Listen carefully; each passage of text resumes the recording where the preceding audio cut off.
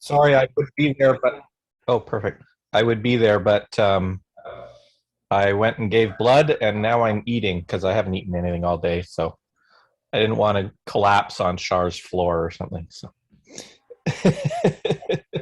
so forgive me if I chew. Thank you. Keep talking, Chris, because I'm adjusting. Oh, okay. Or chew loudly, chew loudly. Chew. Okay. We're adjusting then by the time we got out of our teams. I'll chew without any guilt then. Yeah. Chris, I have to take off 20 minutes early, so I'll disappear. The best part about giving blood is the digestive cookies. Which I only ever eat when I'm giving blood. You can afford digestive cookies, you know.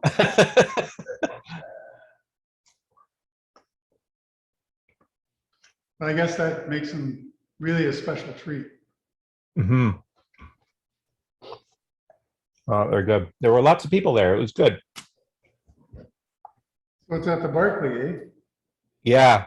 Yeah, it used to be at the Italian Hall, but Yeah, why isn't Archie? You know he's selling or has sold, right? yeah, he's selling it all apparently. So I didn't know whether it was sold or not. yeah, I don't know if it has actually sold, but And they're not moving the vaccination clinic in there either. no. Because No. Erica said they have to be out of the VAS area pretty soon, Oh, at the end of the month.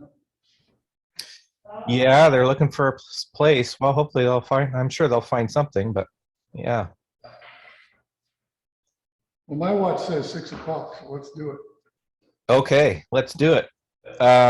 So you bring up my agenda here. So I'll start by acknowledging that we're conducting our business on the unceded traditional territories of the Sashat and Hupachesit people. And we thank them for their hospitality and allowing us to conduct our business. So I guess is it just three of us? Just the three of us? Or Four? Is that a withering Four, yes. broadside? Char, sorry, I should. And the hat. Where's the hat? Yeah. There it is. And the hat. Perfect. My lighting is not great, but Oh, it's okay. It's good. this table is nice and bright. Yeah. No, it's all good. It's all good. Okay. Okay.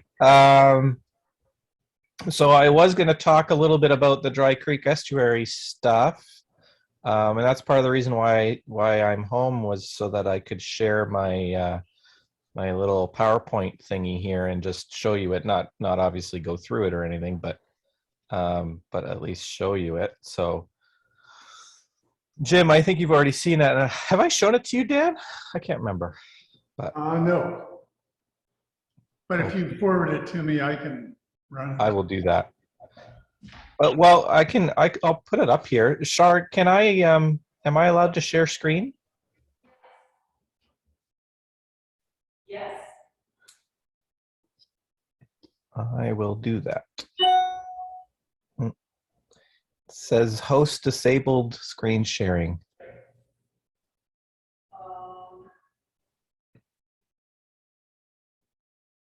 No biggie if you can't. It's okay. I can always send it to Dan. Okay.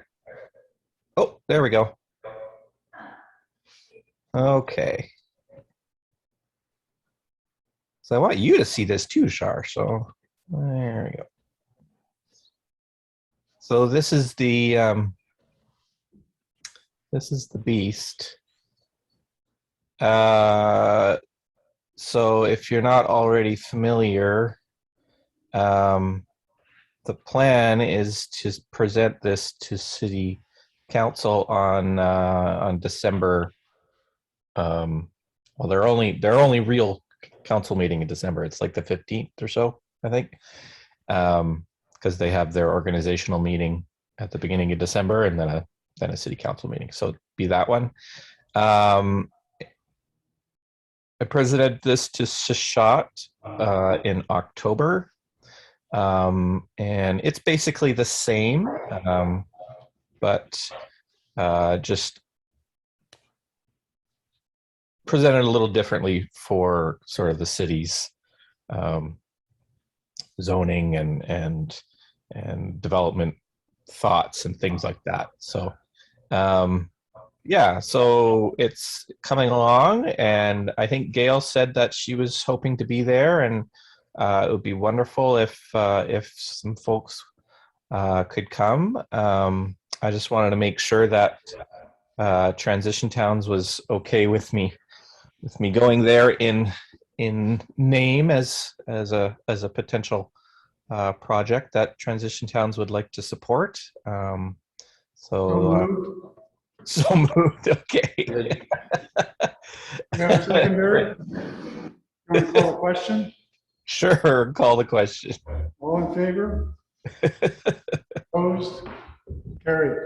Awesome. Well, there you go. Especially, I mean, given I'll stop sharing now, but given the events of the past few days, I think it will become very timely. And, we're talking about, now they're talking about Sumas Lake and how it was drained back almost exactly 100 years ago for the farmland and stuff. And now they're trying desperately to ensure that the pumps are still running so that the entire thing doesn't flood again. So that's really what that is all about, is restoring natural area that maybe would do a lot of good, especially with extreme weather events, if it was restored to its natural state and still provide the ability to develop the land and things like that. So that's kind of what I got there. Does anyone have any questions about any of it?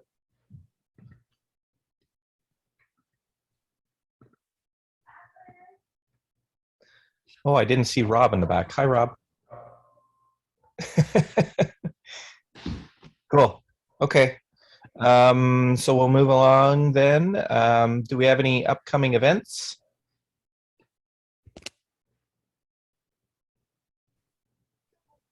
No? Okay. I don't think we have anyone. I'm just looking at this. No. Okay. So education and networking ongoing. Any good links, Dan? Videos? I actually will post a couple of links to TIE presentations done by Andrew Nikiforuk. And also, I think he's speaking at UVic tomorrow night, maybe. Cool. In a presentation about what ails, well, it's basically a reply to all the looseness at COP26 and the fact that, we aren't making progress. And he delivered the bad news that no matter how much we remove or we clamp down on emissions, that unless we pull in our horns about consuming, that nothing will work. Yeah. And that there's no technology either extant or in the wings that will save our bacon. So better start moving on the other stuff. Yep. So I'll post links to that stuff. Cool. Did you see the email I sent yesterday about the VIU event? Would you mind posting that on Facebook? Okay, I will. On our Facebook. We're trying to get people out because it's supposed to be a really good talk by I'm just looking for Connie Walker. She's Okanese First Nation from Saskatchewan. So she's going to talk on Monday It's called Exposing the Truth, Journalism's Role in Reconciliation. So I'm sure folks will be interested in that. So. Okay, any updates from the food group?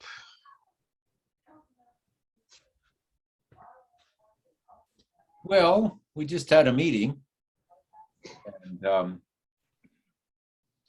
I guess the biggest thing is that we have hired I guess you'd call her a consultant, but on basically a monthly 20 hours a week, or 20 hours a month to help us get organized. And it seems like one of the big things that we're going to do is really push hard to develop the gleaning program. So that's something that I hadn't thought, that was a good idea at first, but the more I think about it, I think that, to focus on one thing like that and do a really good job, so that we can get, well known in the community for doing that, then I think that probably will take us a long way to where we need to go in the future. Yeah, no, that's great. And I can't remember who it was at the Alberni climate meeting there who was talking about gleaning. Was it at the climate meeting? I can't remember I now. think it was, yeah. Yeah.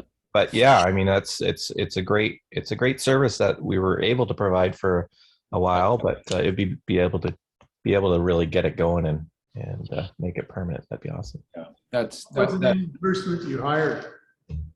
I'm sorry. What was the name of the person you hired? Her name is Jeanette. I think it's Jeanette Sheehy. Cool. That's great. Yeah, I think that's the main gist of it, and we're gonna she's gonna be talking to all the board members and the stakeholders to try to, get some sense of where they would like to be going. But the idea is that she's only going to be doing this for 6 months, so she's going to try to help us get organized so that we can hire a coordinator and and really do a good job on this. Cool. Great. Do you want to continue with Cycle Alberni? I can. Yeah, I can. We well, just to announce that I'm going to be sending an email out to everybody with the names of all the winners from the latest Go by Bike. Oh, cool. And yeah, there were 10 winners of $50 gift certificates for the bike shop, and one grand prize winner of $100. So it really pays to go out there and cycle, And I guess my hope is that maybe next time in May the COVID restrictions will be lifted somewhat, and hopefully we'll be able to have some more community events. Because it's a lot more fun when you're out there on the street and greeting people and having barbecues and music groups and all kinds of stuff. Yeah. But yeah, totally. Well, and I can I guess report from Go by Bike from the board that we're hopeful that we may get more funding from the government, and we want to spread that out to communities so that smaller communities especially can get more funds to be able to do more cool stuff. Yeah. So we're hopeful for that. The province is very supportive, so we're hopeful we'll get more. Well, I sent out an email to the 143 people on the Cycle Alberni email list last night, inviting them to send email letters to about 5 or 6 of the ministers, asking them to increase funding. Apparently, they've said they're going to give $12 million to, for cycling infrastructure, but we're asking them to quadruple that and make it 50 million. Yeah. So, if that happens, then I think we'll be able to really look seriously at, at doing some big things in the community, but we'll have to see. They need pressure applied to them, but they did say in the Clean BC statement that they wanted to decrease car travel by 25%. So this is the big thing. We're bringing that back to them and saying, well, if you want to do that, then you have to increase active transportation. Yeah, totally. Well, that's great. Okay. I don't have anything from Ocean Friendly Port Alberni. Jim, do you have anything there? Maybe? I think it's been totally quiet since. Yeah, it's been pretty quiet. And, but there's I think as spring comes on, I mean, spring is a better time for collecting rubbish, and I think things will start to go again soon after Christmas. Yeah, lower tides and warmer weather. Cool. So the only update I have from the watershed, Vancouver Island Water Watch Coalition, is I'm headed to their monthly meeting on Saturday, this Saturday in the morning. So I'll be able to report back from them for the first time. So that'll be fun. I'm sure there'll be lots to talk about. But that's that. I already talked about the Somas River stuff, estuary group. John, were you connected then? I didn't notice whether you had actually. No, I missed that. So I'm putting together a presentation to bring to City Council and the folks in the meeting that were there at 10 minutes ago. Supported transition towns in supporting that presentation. So it's to suggest to the city that they revitalize Dry Creek and restore it to a natural state, and develop the 3rd and 4th Avenue areas accordingly and stuff. So I'll put some more stuff out to the mailing list so people can see kind of what the presentation will look like. But it's on the middle of December. It's the second meeting in December. So you have the exact date? I can get an exact date right now. Let me see here. I guess it's a Monday, is it? It will be a Monday, I would assume anyway, and it is December 13th. And that's at what, 1 Yeah. o'clock or 2? 2. 2 o'clock. Yeah. Yeah. So Gail hopefully is going to be there, but anybody's of course welcome to come along and report and stuff and check it out. Hopefully it's received well by the city. So yeah, I'll come. Okay, so that's that. I think everybody, aside from Rob and Char, was at the Alberni Climate Action meeting on Saturday. Was that Saturday or Sunday? Saturday. And I mean, so this was around the OCP process and kind of getting our fingers into that and trying to figure out how to make it climate aware and ensure that there's good issues in there. So that process seems to be going along nicely. I guess middle of January is probably when the city is going to start asking for input. So stay tuned for that, I guess. Anything else anyone wants to mention about that? Well, I thought it was a very good meeting, a lot of energy, a lot of good comments, but still the whole process seems quite overwhelming. So I hope that we can each look at our our little areas that we're, kind of interested and concerned about. And, and if we each do our pieces, then hopefully it'll all come together.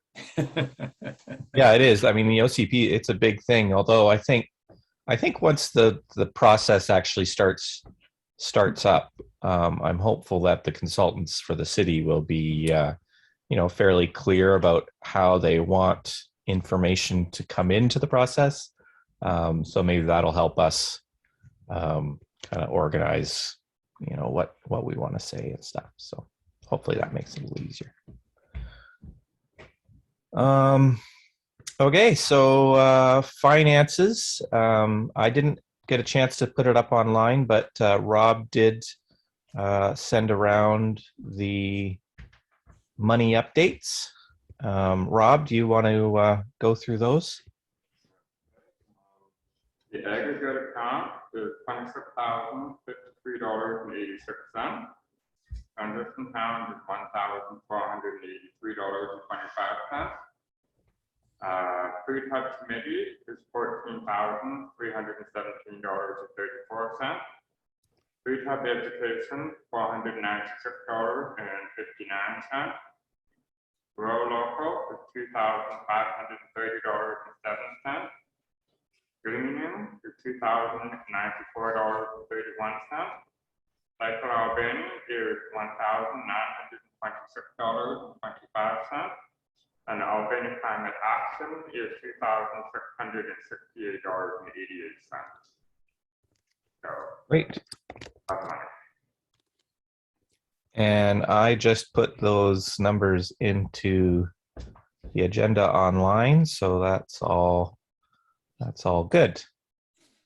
So just in a kind of a related way, I didn't mention earlier that just the other night I filled out a grant application to the BC Cycling Coalition, and they have a small community granting program this year, up to $2,000 for communities. And what I asked for is an idea that Candace came up with, that she would like to hire student volunteers to help her out with the student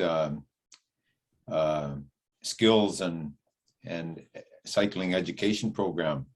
So if we get this money, we'll be able to pay some of the grade 11 students to come out and help her out, and it'll mean that they'll have to be trained as well, to do their part. But I'm pretty excited about it. I think if we do that, it'll get some of those kids interested in cycling, and maybe seeing a few more ride their bikes to school.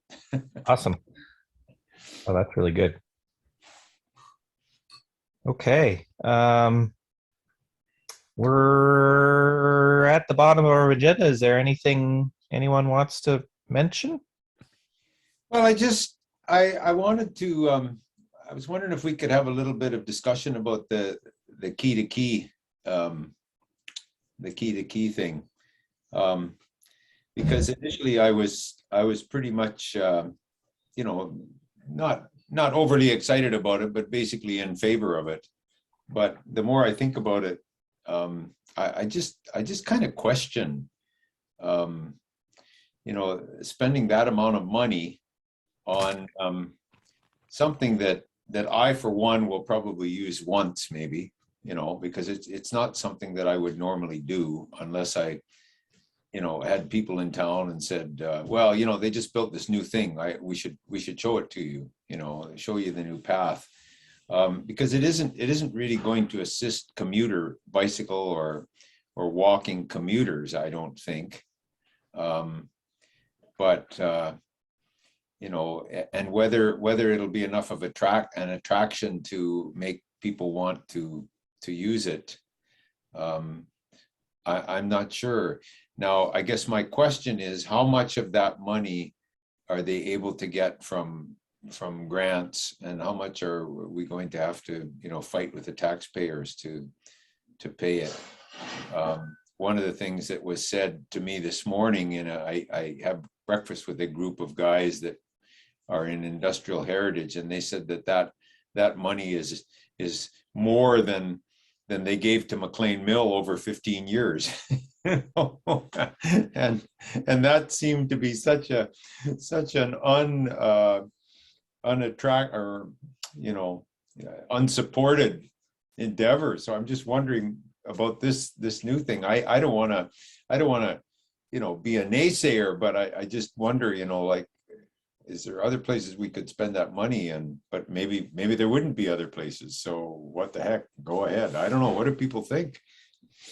Well, I mean, so what's the number that they have right now? Do you know? What was it, 5 million or so? Well, I think it's around 5 million. 5 million? Yeah. Yeah. I mean, I would be really surprised if less than 75% of that wasn't funded by the government. I think they'll probably be able to get a lot of that grant money. There's a ton of grant money out there right now.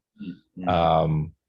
I would hope that would be the only way they would move forward. I don't think we can't spend $7 million and just flat tax money on it. But that said, I mean,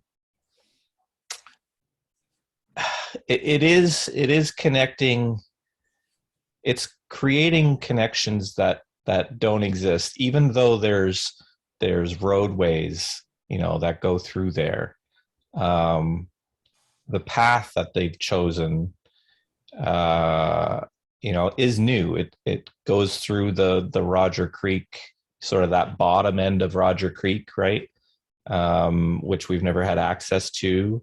It connects the railway corridor there, along Stamp, which hopefully would be able to move along the rest of the way. And then hopefully it'll get people off of 3rd Avenue walking and towards the waterfront, right? So I don't know. I do think that there's value in it. It's going to be difficult because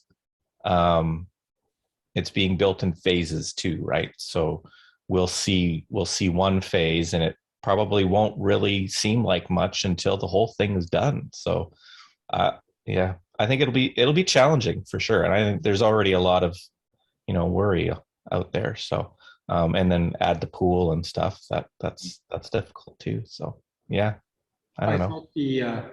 I thought the consultants did a really poor job of making it an interesting project, or even showing what it was going to be. I mean, it was really very confusing at first. They had a number of alternatives that were really hard to sort out. The map of the final one was hard to explain what it was. They didn't show any really good pictures of what the thing might actually look like, and if they were going to change a sort of an ugly industrial area into a nice, pleasant walkway. None of that was done that I saw. So I think it made it really easy for the naysayers. I mean, I don't know how many people are paying attention to that key presentation, but it made it easy for the naysayers to Yeah. something to talk about. Yeah, that's too bad. It's a missed opportunity, but I mean, we'll see. I guess we'll see more in the new year about kind of what they actually plan on creating. The thing that kind of caught me off guard, and it was mentioned at the climate meeting there on Saturday, was the notion of an overpass. Yeah. But I checked that out with Rob Dickinson, and any overpass would be another $5 million. Okay. Yeah. Multi-million dollars, and it's not included in this. No. Okay. This one's got traffic lights. Yeah. Well, yeah. It didn't make any sense whatsoever. So maybe it's a Facebook rumor. I don't know. Well, things like that overpass, or even a crosswalk, with lights or something across there. I mean, that the number of people that are going to be using it, I don't think it's going to be that big of a deal, to stop traffic for a minute or so. But it kind of brought to light this morning. I was going into town because I had to bring my car into Cal Tire, and I was driving driving on Stamp Avenue, and I was in the right-hand lane, and I kind of wondered, well, should I go into the left-hand lane, because I have to go over to Cal Tire there eventually. And, there was one or two cars on there, and it really made me aware that that road is so over, like the wideness of it is so much more than what we need. I mean, I was thinking as I was driving, these cars could be on a single lane road, and the number of times during the day when you're probably kind of glad that you've actually got two lanes, you could probably add them up, and they're probably about an hour altogether, something like that.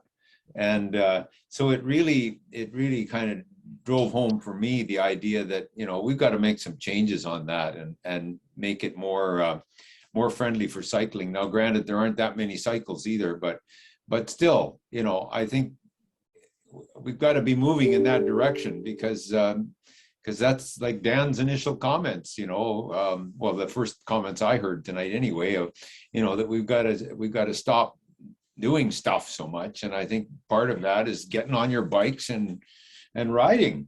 Yeah.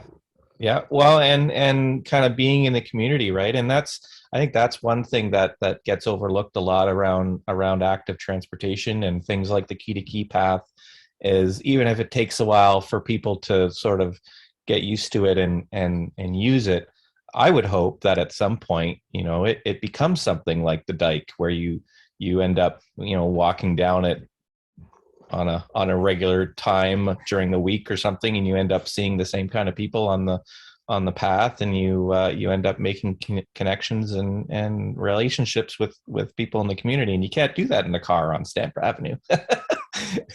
So hopefully, right? But yeah, I mean, the built environment down there is pretty extreme. So Well, our culture is not set up for that either. There, excuse me, particularly in European cultures, it's a very frequent thing that after supper, you go out in the central square and you go for a walk around the square. And we've seen that in Spain and in Italy and in France and in Croatia. Where that's part of your social life. And it's a tradition that goes back for centuries.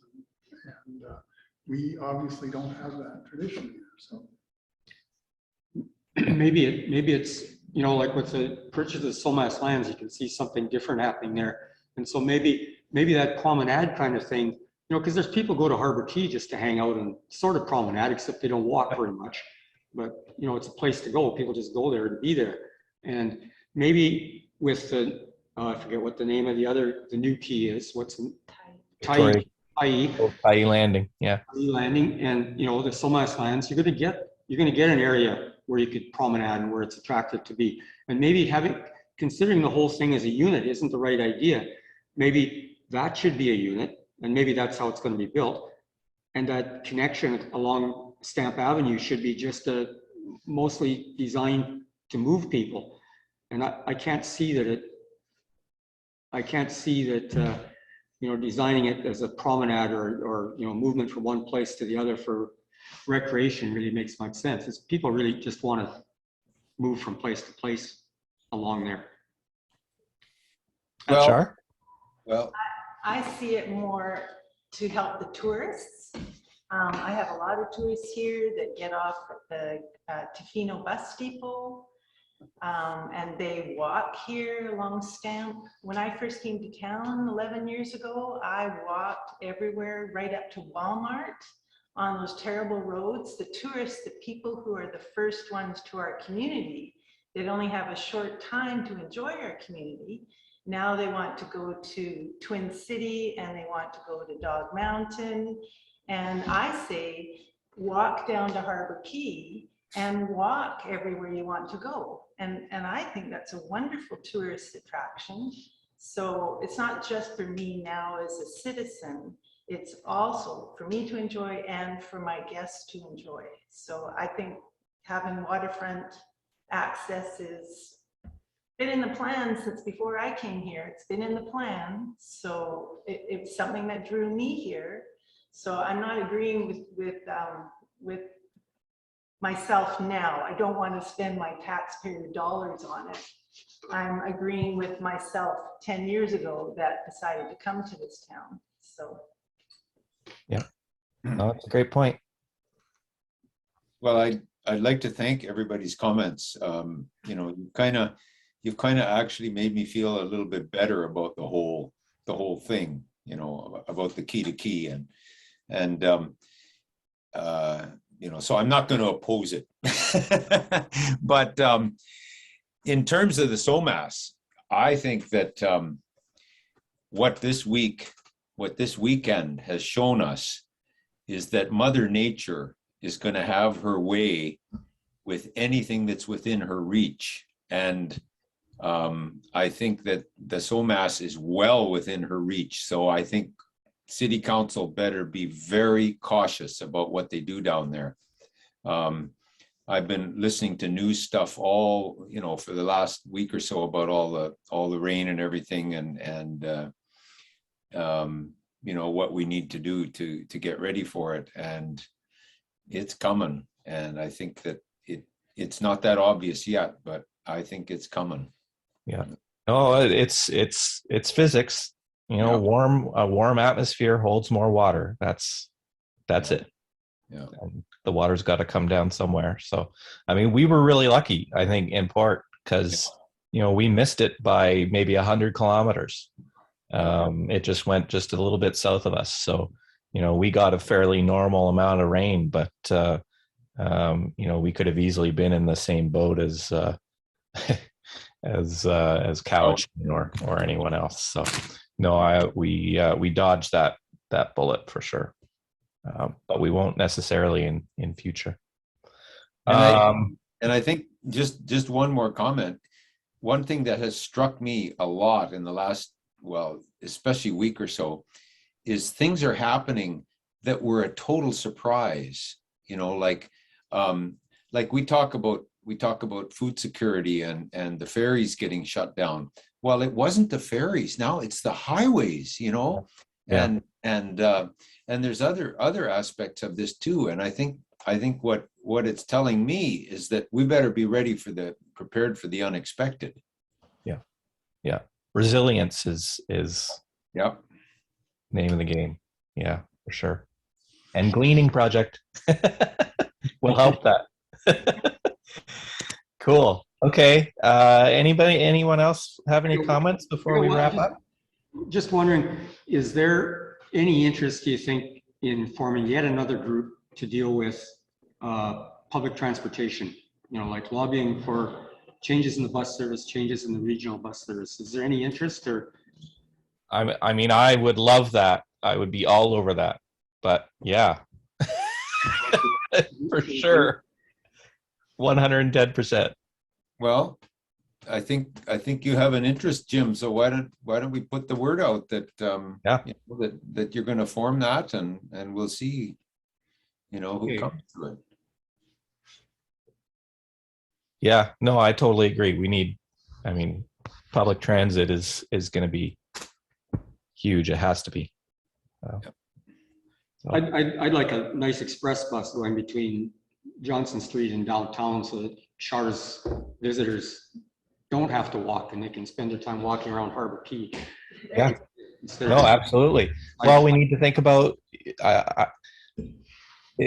we still deal with public transit as if it is, I think you said it, Jim, it was as if it's, or you said sort of something like it made me think of this. It was, you know, it's almost like a subsistence. It's just the bare necessity is what is provided. And well, it's to give access to people who have no other choices. And yeah, and the bare minimum of access. I mean, it's not meant to facilitate really anything in a town our size. So I think we would do well to promote it as something that could be, you know, it could improve the city in many different ways. So yeah, cool. One other thing that I've thought about a few times in the last month or two is that we owe a debt of gratitude to Charlene Patterson for suggesting and getting going on moving those millstones over to the park there, because that has become quite the attraction. And also, it's now the new home of the reconciliation pole. So I think, Charlene, you done good. Totally. Yay. Yeah, it's a group effort. It was a group effort, but yeah, I'm very proud, actually. Yeah, Yeah. you started that. You started. It's shocking how many people use it, considering the access isn't very easy. Yeah. Yeah, it's beautiful. It really is. Yeah. Great. Well, on that, we should end on that nice positive note, I think. And can I have a motion to adjourn? Who moved? So moved. There you go. Done. Okay, have a good week, everybody. All right. Thanks, everybody. Bye then. See you later. Bye. Thanks, Char.